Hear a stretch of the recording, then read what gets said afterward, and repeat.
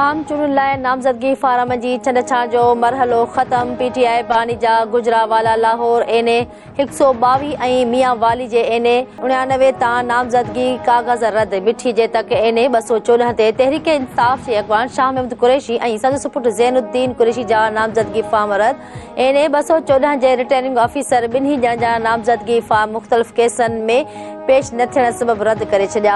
नून league जी नायब सदर मरियम नवाज़ जा लाहौर ऐं सरगोदा जे समूरनि तकनि ते नामज़दगी फार्म मंज़ूर। मरियम नवाज़ जा एनए 119 ऐं एनए 120 तां नामज़दगी फार्म मंज़ूर। पंजाब असेंबली जे तक 159 पीपी ऐं पीपी 165 तां बि नामज़दगी फार्म मंज़ूर।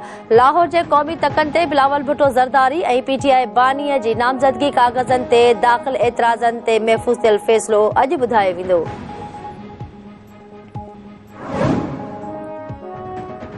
फहमीदा मिर्ज़ा ऐं ज़ुल्फ़कार मिर्ज़ा पुटनि समेत आम चूंडनि जे ड्रोड़ मां ॿाहिरि थी विया।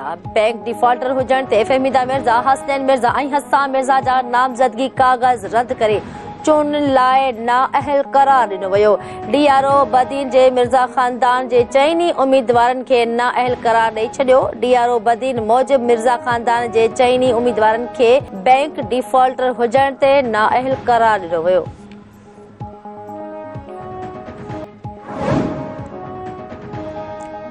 सभिनी चयो त गुज़िरियल हुकूमत जा 16 महीना न वठण घुर्जनि हा, पर जेकॾहिं ईअं न कयूं हा त मुल्क ते उहे असर पवनि हा जंहिंजो कंहिंखे अंदाज़ो बि न हुयो।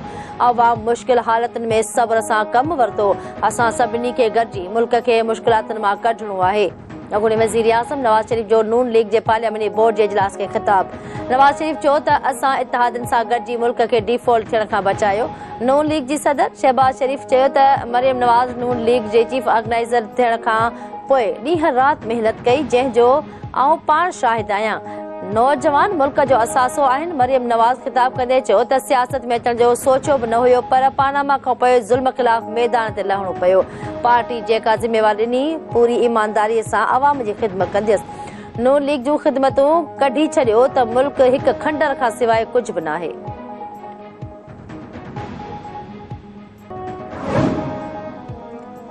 चीफ कमिश्नर खे इस्लामाबाद जे लाइ सूबाई सरकार जा इख्तियार ॾियण वारा समूरा सदारती ऑर्डर ऐं नोटिफिकेशन कलअदम करार।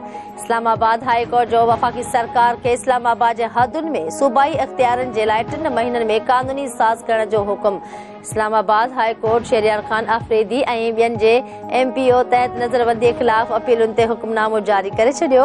अदालत चयो त वफ़ाक़ी सरकार आइन तहत इस्लामाबाद ते लागू थींदड़ वफ़ाक़ी ऐं सूबाई कानूननि जे हवाले सां इनफरादी इख्तियार रखे थी।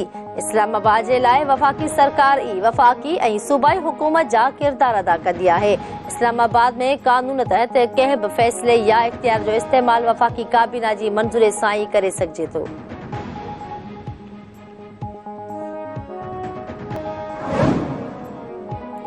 सिंध जे निगरान वॾे वज़ीर पारां सिंध में अगवा जे वारदातुनि ते सख़्त कावड़ जो इज़हार। IG सिंध खे मुख़्तलिफ़ ज़िलनि मां अगवा थियलनि खे फौरी बाज़ियाब कराइण जो हुकुम। निगरान वॾे वज़ीर जस्टिस रिटायर्ड मक़बूल बाक़िर जी सदारत हेठि अमन जी सूरतहाल ते अहम इजलास। IG रफ़त मुख़्तार ऐं एडिशनल IG कराची ख़ादिम रिंद शरीफ़। वॾे वज़ीर सखर ऐं लाड़काने में अगवा जे वारदातुनि ते कावड़ जो इज़हार कंदे चयो त अगवा थियलनि खे फौरी तौर बाज़ियाब करे रिपोर्ट पेश कई वञे। सिंध में स्ट्रीट क्राइम खे हर क़ीमत में कंट्रोल कयो वञे। कराची में गाॾियुनि ऐं मोटरसाइकिलनि जी चोरी ऐं ॿियनि स्ट्रीट क्राइम ते बि ज़ाब्तो आणण जी हिदायत।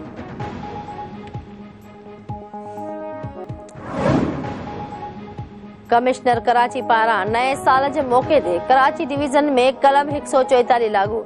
जारी कयल नोटिफिकेशन मूजिबि कराची डिवीज़न में हथियारनि जी निमाइश, हवाई फायरिंग ते पाबंदी हूंदी। पाबंदी 31 डिसंबर खां 1 जनवरी ताईं जारी रहंदी। कमिश्नर कराची जो चवण त पाबंदी शहरनि जी हिफ़ाज़त जे लाइ लॻाई वई आहे। कानून टोड़ींदड़नि ख़िलाफ़ सख़्त कार्रवाई कई वेंदी।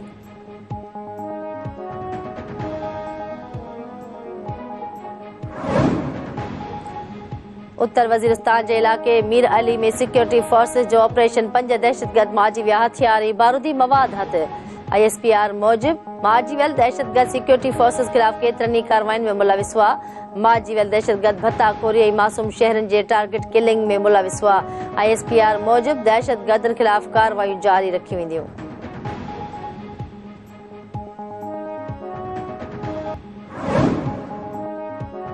सिंध जे मुख़्तलिफ़ शहरनि में रोड हादसनि में 5 ॼणा फौत, केतिरा ई ज़ख़्मी। सेवण आमरीअ वटि कोस्टल ऐं कार में टक्कर, 20 खां वधीक मुसाफ़िर ज़ख़्मी। इस्पताल मुंतक़िल। सेवण आमरी वटि कोस्टल ऐं कार में टक्कर, 20 खां वधीक मुसाफ़िर ज़ख़्मी थी पिया। शिकारपुर बाईपास ते 2 मोटरसाइकिल जो आम्हूं साम्हूं टक्कर, इमरान फौत, 1 ज़ख़्मी।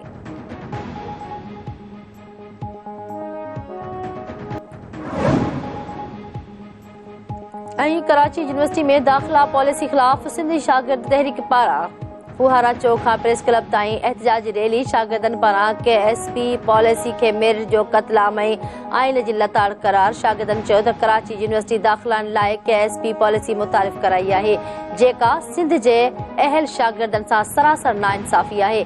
KSP पॉलिसी वसीले क़ाबिलियत ऐं अहलियत जे उबतड़ दाख़िलाऊं ॾियणु मेरिट जो क़त्लआम आहे, जंहिंखे ख़तमु कयो वञे।